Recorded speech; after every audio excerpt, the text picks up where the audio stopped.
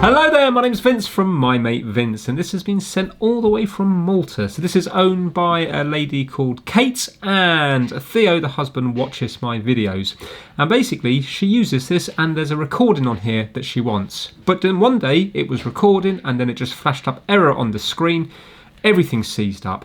She turned it off, put it back on again, or took the batteries out, put it back on again, and ever since then it has been dead. So if you have a look here, there's fresh batteries in it, some rechargeable ones from my Amazon mystery box, and if I turn it on here, it's doing absolutely nothing. Normally you have to hold it down for a few seconds here to turn it on, and it will come up with Sony, and then it's a dictaphone, basically a digital one. So you press record, and then you can record things in the room through the microphone up here, and or make voice notes into it. So the item itself isn't expensive, it's just the fact there's a recording on here that she wants. So she asked me to take a look at it, and yeah, I said I would. So now, is it going to be fixable? I really don't know. I mean, it's good that it doesn't turn on because that's a no power fault. I'm slightly worried how it came up with error. So she thinks it might have been something to do with it being full. So yeah, I don't actually know is it going to be fixable or not, but let's take it apart and see if anything becomes obvious. She's well aware that there's a good chance I'm not going to be able to fix it. I did try, because this is quite old now, I think it's about 10 years old. It's a mini USB, not micro. I did try plugging it into my PC. It's not even recognised. It doesn't even make the USB like boom sound. It does nothing. It makes no difference whatsoever when you plug this cable in. So that's that. We have two little screws here. Let's undo this, and I presume then it's going to be clipped in. Would be nice if it can be fixed, but on this one, I am going to say at the beginning, I don't think I'm going to be able to fix it. She's already spoken to Sony, and I think on this one, repair is not an option. Okay, yeah, so it's clipped, so I'll just use that to open it up here.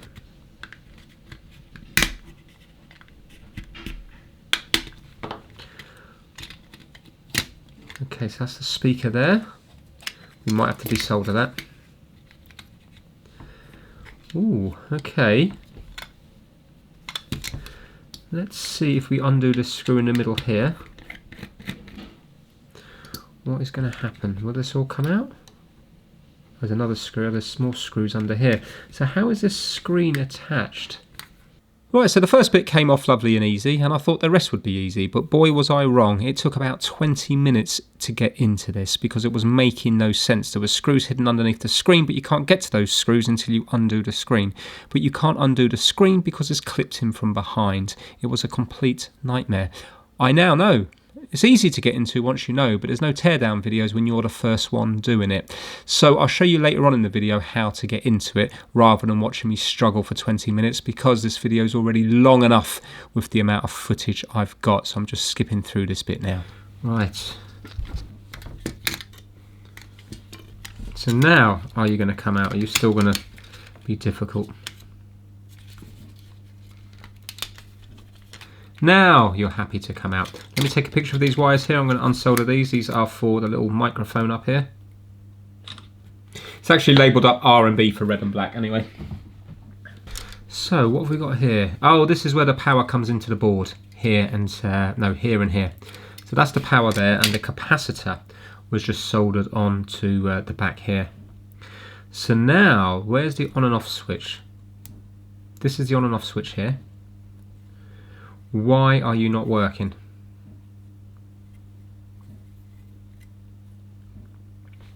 If it didn't see the memory chip, which I presume this is here, I wonder would it still turn on but just fail to record? I'm thinking it would do. So is there a problem with this thing here? An ARM chip. Now, if I was to turn it on, I wonder if there was no screen. Well, I suppose we could attach the screen to it, because you could see I can put the voltage straight into here, can't I? So I've got two wires attached to the positive and negative, and I have got the screen reattached again, not soldered but reattached. First of all, I just want to see if I go across these here, do we have any sort of short? Because I can put the power in from the bench power supply, you see. No, that's in the meg ohms. No, I think that's fine. Right, let's put power in, and then maybe we can follow the voltage around the place. Right, I've got my bench power supply set to 3 volts and 0.6 of an amp. So now let me just double check. The blue one is going to be the positive. Right, so they're on there. Now, let's see. Oh, I need to cover this up here because look, it's conductive, which you would expect because it's copper foil. So obviously, if that goes against here, we're going to have a problem. So let me get some sellotape to cover that up. I'll use a bit of insulation tape. Right, okay, so I'm happy now to bend that over. Let's turn it on and see what it's going to do. Right, so it's still completely dead. Let's put pressure down on this BGA chip here. And now let's turn it on.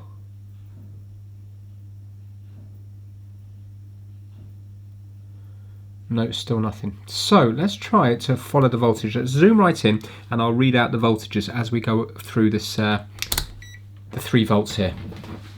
Right, so when we go between here and here, we have 3 volts, 2.995. Right, let's go between the capacitor.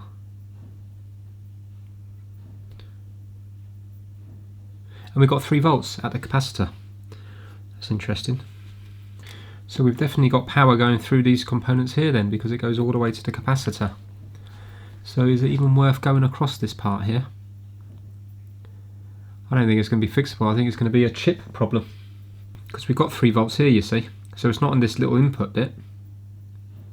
Yeah, we've got 3 volts there. Let's go across the caps right the way up here, see if we get any voltage round there, because I presume some of these are going to be feeding. No, they're going to be feeding up there. I wonder what's feeding the ones down here. Would it be these caps? Yes, we've got 3 volts feeding this chip, you see here along this rail, via that wire. Right, so there's definitely voltage going into that chip. So, I don't think it's like a power problem. Do you know what? Could it be a crystal problem? Let's get the little oscilloscope and let's go across the ground here and see if we have anything. 32 kilohertz, so isn't that the same frequency as the quartz watches? Just here. What is wrong with this thing then? So watching this top corner here,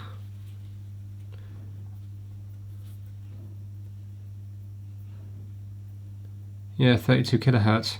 So I presume it's using the same crystal as a watch because they're the cheapest ones. I think that's working. I reckon it's going to be one of these chips that's gone. Now, where would this be getting its voltage? Where's the, let's have a look, could it be that pin there? Maybe.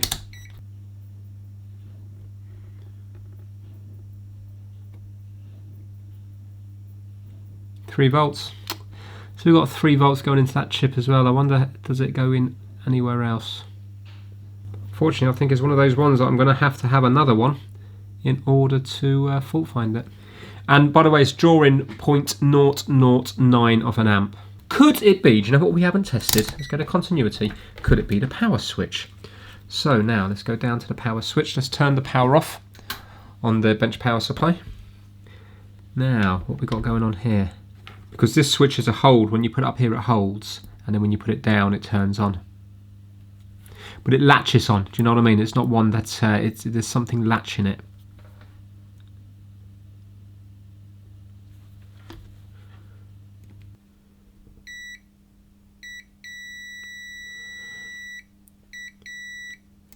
Right, so when I go between here and here, it's beeping. You see here and here. So those two are shorting when I do that down. So now, have we got anything on this resistor? Yeah, that's a 1000 ohms, so that looks about right. So does this drag it to ground, or is this doing something else? Let's have a look. Right, so we got nothing there right now. Turn it on. Yeah, 3.1 volts. So it's putting 3.1 volts down to here, this one. So let's see where this one goes to. So we've got a via and then 2 little vias. Oh, it's here. Right, so it is here. Where do you go to? You go to this little transistor here. So if I turn it on now, I've got 3.1 volts there. Let's have a look at this transistor. Nothing. 3.2. Nothing. So, could this transistor have failed? Because we get 3.1 there, but it doesn't seem to be passing through to anything. I've still got it on now. Oh, now I'm getting excited. It's not passing it through to anywhere. Apart from, well, let's see this one here. 3.1. 2.7. Interesting. So it's not going through the transistor as far as I can see. Nothing there. 3.2 there. And nothing there. Is there markings on this transistor? Right, it just says NL. Let me see if I can find out what NL is on a transistor. I doubt it. Right, so the problem here is that there's loads of things marked up as NL. So we've got a transistor, brilliant, PNP, great. NL here is also an NPN transistor. But to be fair, this one is 140 volts. Why would you have 140 volts in here? But the problem is there's loads. Another transistor, 50 volt, another transistor, 50 volt, a voltage suppressor, voltage regulator. Problem is I don't really know what it is. It could be a voltage regulator? 3 pins? Ground?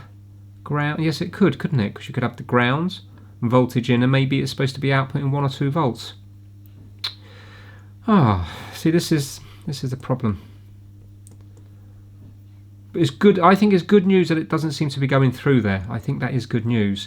But I don't know which pins I should be shorting in order to get. So I don't just want to short because I might send 3 volts through when it could be a voltage regulator. In which case then it might only be putting 1 volt through. You know, if I was to short it with my leads. So I think this transistor is faulty, or voltage regulator, whatever it is. Thing is, I don't know what it is because the markings on it is NL, which applies to loads of different components.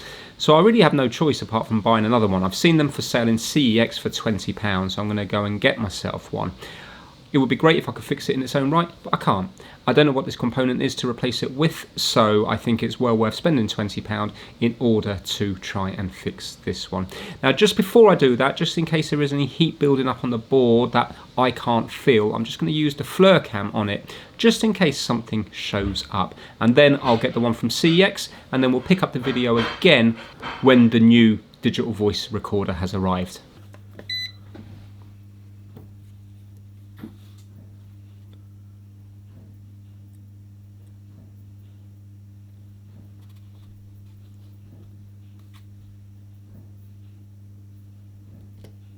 Right, there's nothing happening there.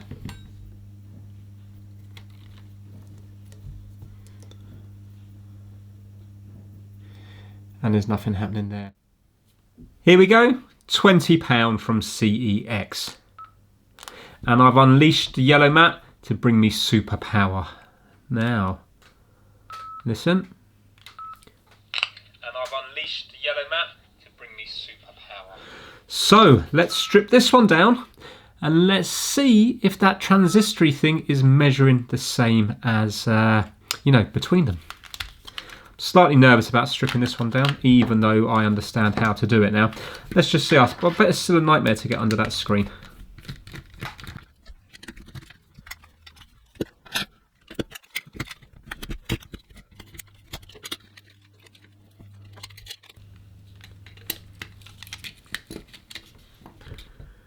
Right, we don't have to get under the screen. Let's just do it from here. So let's pop the batteries in. And let's see what happens now on this little thing down here. So let's go on here and here. I'm going to turn it on now. Yeah, we've got 3 volts, but it takes a while to get there. That's kind of strange. It's not instantaneous. Let's turn it off. Not so sure now. 1 second, I'm going to go onto this leg here just to see, is that instantaneous? Yeah, that's instantaneous, that one. Oh, and then when it's on, it drops to 0 volts. There's no voltage there now, but yet there is here. That's interesting. So, I don't know if that's going to fix it or not. Let me show you what happens. I think it is worth swapping that component over. It's just, it acts a little bit weird. So right now we're on, and if I go to, you know, where the resistor was, can you see I've got 3 volts there. Now I'm going to turn it off, and you will see that will drop. Hold on, 1 second. Turning it off. You've got to hold it down for quite a while. Do you know what? Maybe I have to make sure that's off it. Okay. So if it's 3 volts, can I not just short it? No, because it goes to 0 volts here. So watch this now.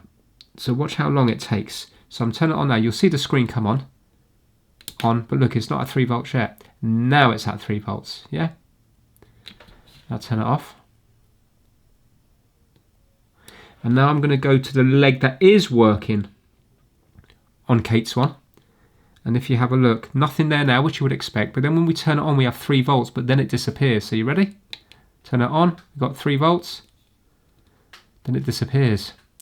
I think that does prove that that transistor's faulty. And the reason there's a delay here is because it must take, I don't know, a half second to switch or something. I think we should swap that part over. Now I'm wary about using hot air on it, because if there's important data, which there is on this chip here, then by using hot air here, I think it's a little bit risky. I think I'm going to just use low melt solder with, no, I'll tell you what I'm going to use. I'm going to use a micro soldering iron this time, a micro one, a tiny, tiny one. I haven't really got to use this much. I think I've used it once, but look how small that thing is. Absolutely diddy. So I'm using low melt solder in the hope that I can get this component off without using hot air, and the heat is going to be much more localized because the heat is only going to be around where the soldering iron is. It'd be unlikely to travel through the whole board with such a small soldering iron. So while I'm doing that, I'll give a shout out to the My Mate Vince Massive. The members are kickdigital.com, Kip Hakes, Max Rokotansky. Having Fun Repairs, Will Michaelis, Chris Seal, Felipe at MrKeebs.com, DJVG, Pigsy, Robert from Timsy's Auto Air, Daniel Watson, Zeke C, Anthony Dean, Bazza2, Operational 117, Russ Melanson, Save Our Stuff, Ellis Garbett, and Hunter Short. So massive thank you, guys. Now, what are you thinking? Is this little swap over on the transistor going to work? I'm going to say yes. Here goes. Fingers crossed. Come on, be good to me. No, it's not working. Oh no. Oh, I'm sure that was going to work. Oh, gutted. Right, let's see what you're doing. Assume it's the same as before. Right, so this side here, when we go to turn it on,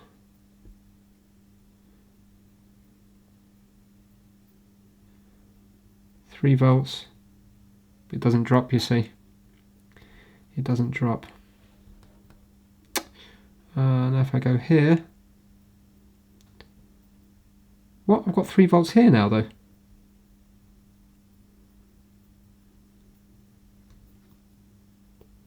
I've got 3. Did I have 3 volts there before? I didn't have 3 volts there before. What's going on? I've got 3 volts both sides now. And I've got 0 volts there. It should be on. I've got 0 volts on the top left pad, and I've got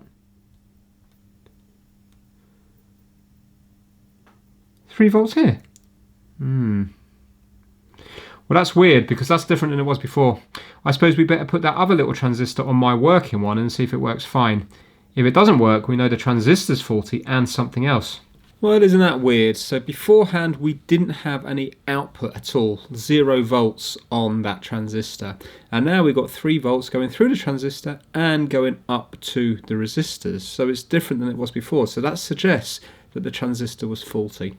So let's pop the suspected faulty transistor from this one, that's now just on the yellow mat, onto the working one. And let's see what's going to happen. Let's see. Oh, here we go. Yeah, it's working. Yeah, it's working. Power off. So it's not that, is it? But isn't that weird how it was acting before? As far as I was concerned, it... see, can you see it flashing up here? As far as I was concerned, it didn't do anything on the other one. You know what? Maybe I wasn't testing it properly. I'm not too sure. I don't know where to take this now. I think what I'm going to do is... Let's turn this one off. Problem is I've got nothing to go on because everything looks perfect. I think I am going to take this one fully apart, swap the screen over just in case it's something to do with maybe the screen that's putting a fault on. Don't know what else to do. I think I'm just going to have to go across all the components and see if I can see any differences between them. So now I've got this awkwardness of having to try to remove this screen, haven't I?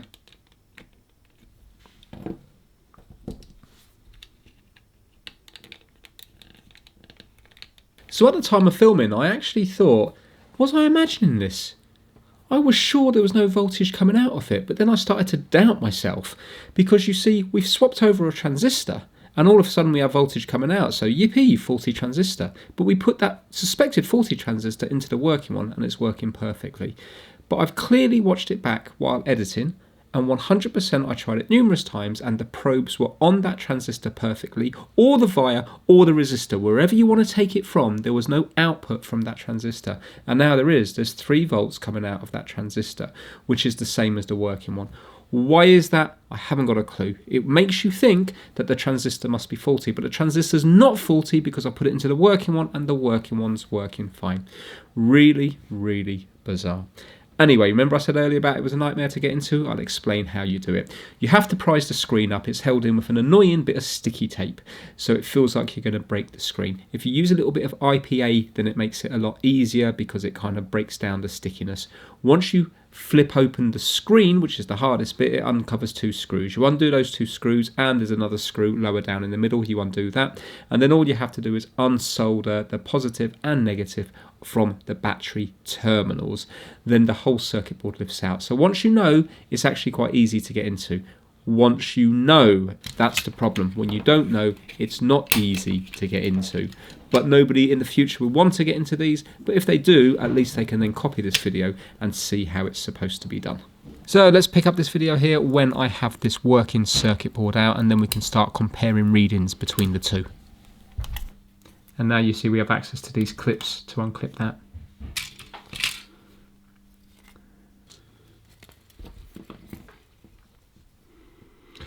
Okay, right, this is what I am going to do, and I will be fast forwarding through everything. I am until I see something that might be different. I am going to go on to diode test, which is this one here. This one. And I am going to be putting the red lead to grounds, which will be this one here, and then I'm going to be going across it. So for example, if I go to the top of that diode, you see it will give me a reading 1.12. Let me go to the top of this diode, it should be the same. Yeah, well, near enough, okay.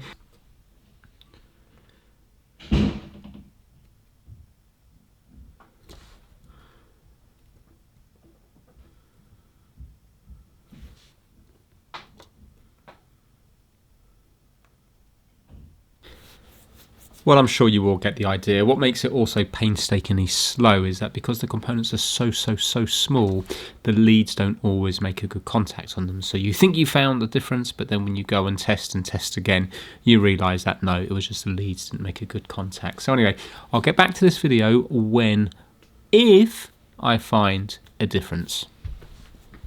Right, okay. I've been on it for about 20 minutes and I have found something. A voltage difference, which I think would need further investigating. So what I was doing was I had my scope here, and basically it didn't matter what I went across, everything. I'm talking about I was going across random pins on here, and then I'd find the same pins on here, and between both of them they were both exactly the same. But then I went to a tiny little via just here, and if you have a look, can you see that that's right up here? And then when I went onto the same via here,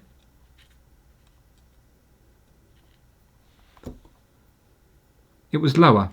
And if I go onto this one, it's nice and straight, yeah? And it's like steady, you know? Well, with this one, it's just behaving odd, yeah? So then what I did is, let's get rid of the scope. I really enjoyed messing around with the scope there. Like I said before, I'm definitely going to get more into scope work, 100%. Then, check this out. If I go on here, so this is the working one, by the way. If I go onto the same via, it reads 2.6 volts. And if I go onto this one here, it reads 1.8 consistently, even if I turn it on and off. So what I'm going to do now is I'm going to kill power to here. Yeah, so I've killed power now, and now I'm going to go back onto it.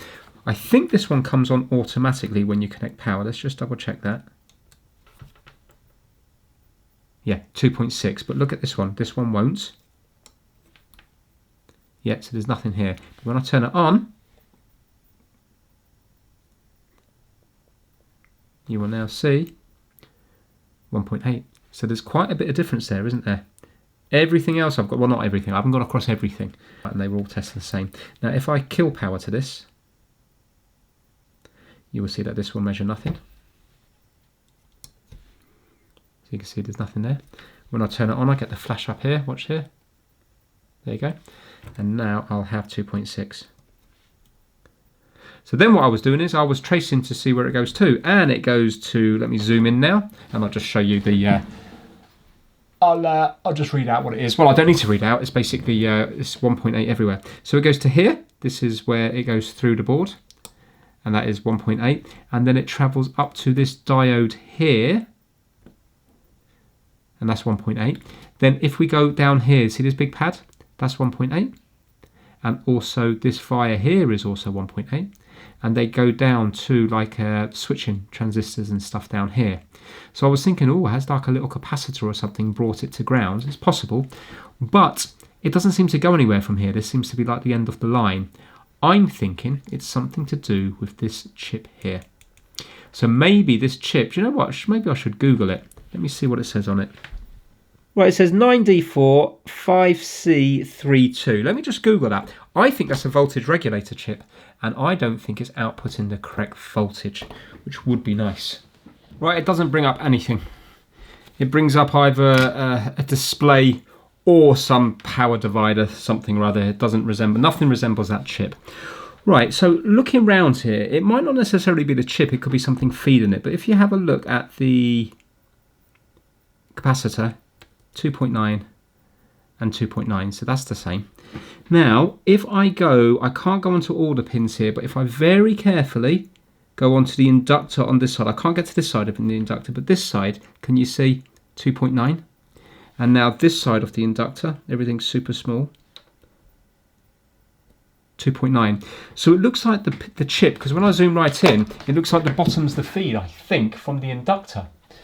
So if you have a look here, I've got 2.9 at the inductor here, and that looks like it goes onto the second leg here, doesn't it?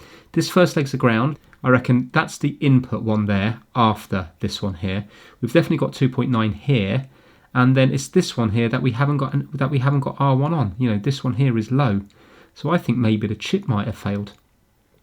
So I'm going to swap the chips over and see if that makes any difference. So I'm swapping the chip over here just in case. It doesn't look like it's going to be a nightmare to do. If the chip identification numbers on the top meant something on Google, then it'd be great. If it said, for example, it's a voltage regulation chip, and on pin 3 or 4 or whatever it is, you should have 2.6 volts, and I'll be like, brilliant, because I've only got 1.8. But for all I know, that particular track on that leg might be feeding voltage into it. It might not be an output voltage, it might be an input voltage. But anyway, it's an easy enough chip to change over. Because I'm worried about the heat affecting the memory on Kate's one, I'm using coins underneath the memory chip, and then that will hopefully sink the heat away from the chip into the coins. Right, here we go. Right, let's turn this one on. Let's see if it comes alive.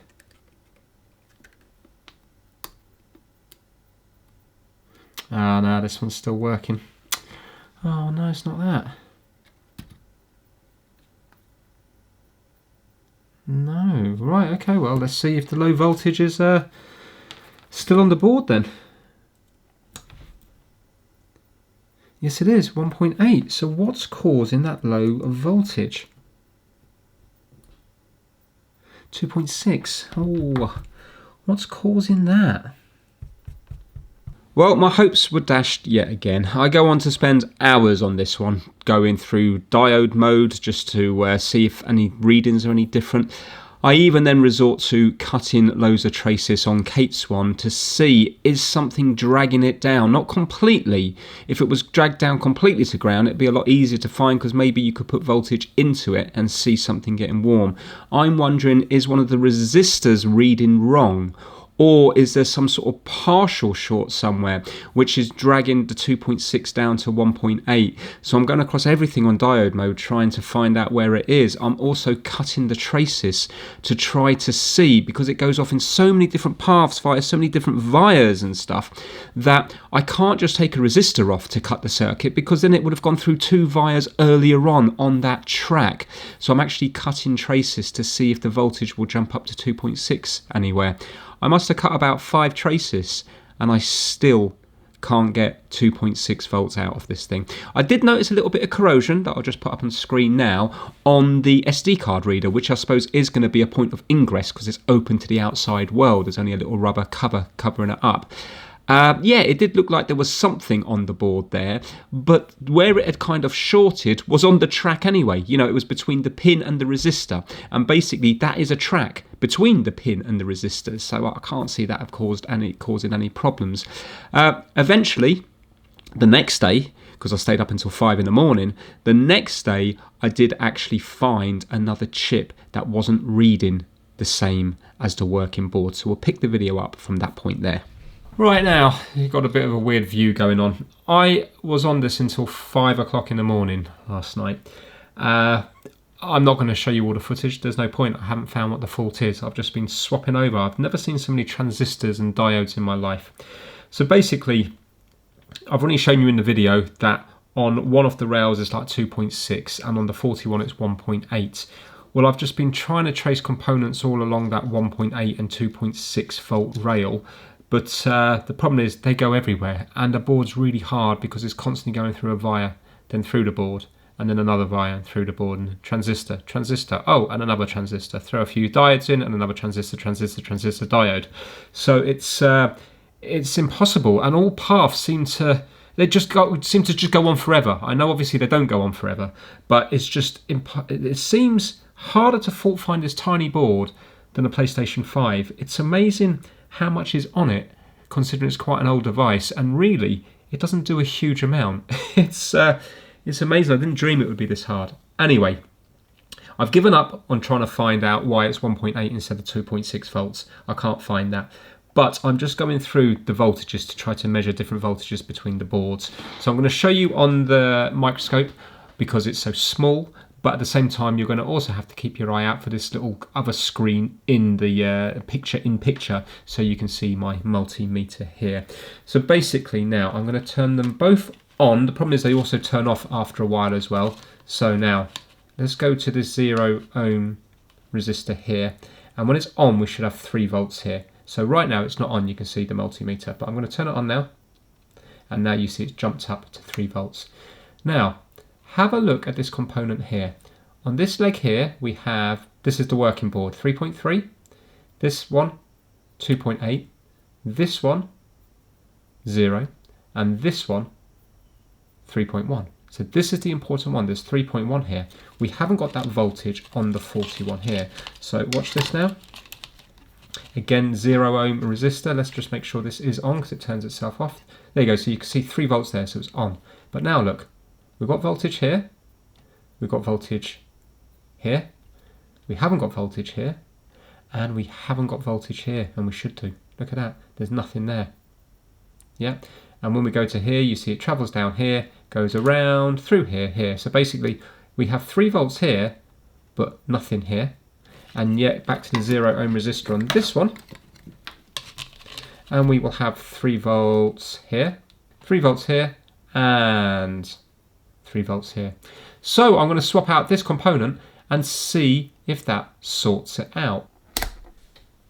I'm using low melt solder again to hopefully not destroy the memory chips on the board.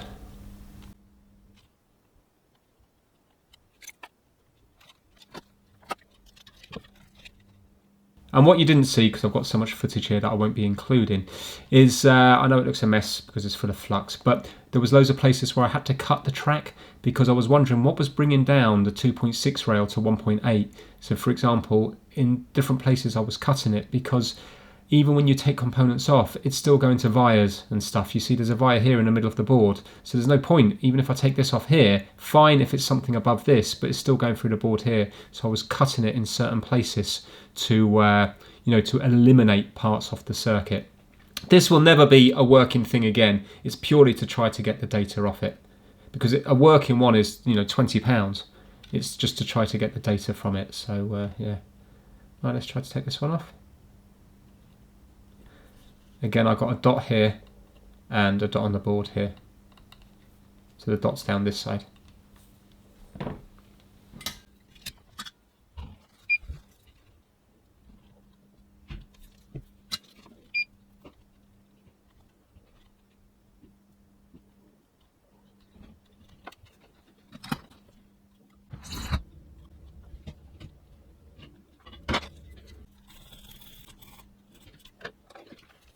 Now I know it's not sat on there nice, I could use hot air and push it down, but remember, it's only to get data off. Right, let's now see what's happening with the voltage. So let's check here. Right, so we've got nothing at the moment, let's turn it on. 3 volts there. Now, what have we got here?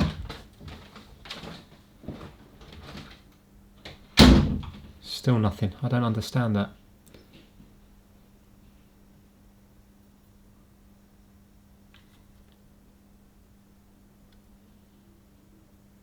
3 volts?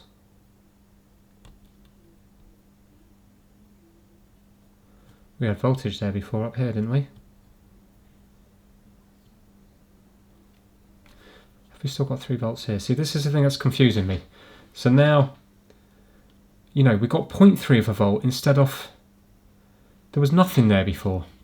But now we haven't got anything here. This was the one with nothing on it here. So where's our voltage gone from here now?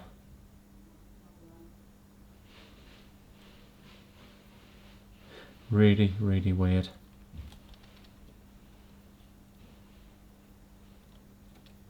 And this is what I'm struggling with. It seems to have happened a few times in this video now where I have a certain read and I change the component and the reading will change, but yet it still doesn't work. Unless I'm dreaming, I need to edit the video to see. But I'm sure we had the same problem over here. Do you remember down, where is it? Down here, remember? I didn't have voltage here. Now, look, see, I have voltage here, but it's still not working. I think I'm going to have to, call it a day. Right, I'm going to put that component on the other one, just to see if we have 3 volts on the other one up here. Right, okay, you can see that I've just put this chip back onto the working board. I know it's horrible. Again, it's just thrown on now. I've taken so many components off now, the whole board's horrible. Right, let's turn it on and see if these lights flash. Yeah, there you go. So they're flashing there. Right, let's check for voltage here to make sure I'm not losing my mind. So you can see that there. This should be 3 volts up here, and it is. This should be 3 volts here, and it is. This should be nothing, and this should be 3 volts, and it is. So now, why have we got 3 volts here, but yet we haven't on my one? 3 volts there, and that must be ground there. Now some people are going to say, well Vince, it's because this is ground and maybe the capacitor's gone and it's dragging it down to ground. But I had 3 volts before I swapped them over. I had 3 volts beforehand, so what? In heating it up, has now the capacitor gone to ground? So let's turn this one on. This is the faulty one here, this is Kate's one. So 3 volts here, yeah. And what have we got here now? Nothing, 3 volts. 0.2 of a volt. Yeah, so we haven't got 3 volts here now. Oh, I hate to admit it, but this one has beaten me good and proper. I can't spend any more time on it. I've been on it for hours and hours, and the annoying thing is I'm actually going backward. So I can only put it down to one thing. Gremlins. That's the only thing I can put it down to. Why was the transistor down here behaving in one way before I took it off, and then when I replaced them, this one works no matter what, and I replace it here and it behaves completely differently, but it still doesn't work. Yet the one that I've moved to here works perfectly. Why then do we have a certain readings on the chip up here? And then when I take it off and put it in here, it works perfectly. But yet the one I put here now removes a rail that was there before. It's not there now, and it's not dodgy soldering or anything like that. After that part of the video there, I took the component off, I had a look at the traces and stuff, everything's perfect, I put it back on. It's behaving the same way. So I had 3 volts on the top right hand side before, and now there's nothing. And that just keeps on happening with this. I'll get readings and measurements that will make sense, and then I'll do something, and then the readings will change, yet it makes no sense. The component's not faulty. So yeah, I can't take it anymore. It has been an infuriating one, to say the least. So thank you, Kate. Thank you, Theo, for sending it to me. Apologies I couldn't get it working. I honestly have given it my best shot. There is one more thing that I would be tempted to do if the comments section think it would be a good idea. So we know this one here is working. You can see it's still working. Now I've put it all back together. If I was to put the memory chip into here, I don't think it's going to work because, for example, on this one, right now, it's only recognising that there's one file in the first folder. Folder 2, 3, 4 and 5 are empty. While with this one, it could be full. I presume that it's this chip here that's actually saying what is where, you know, so, oh, we want to look at folder 2, number 4 in folder 2, or number 5 in folder 4, and then it finds it on here. So if I was to put this chip on here, this chip here on this one is only going to be recognising that there's one file under folder 1, so I don't think that's going to work. But would it be possible to change this chip and this chip and put it into here? Now, if I heat it up, I will probably damage it and I'll probably lose all the data. But if it's junk anyway, it might be worth the chance. So if you think swapping this and this will work in this one here, then please put it down in the comments below and maybe I can do a revisit video. But that is it. Oh, so annoying, this one, but still, you never know, we might get it on a revisit video. If you got any enjoyment from it, please give it a thumbs up and I will see you all very soon. Thank you so much for watching.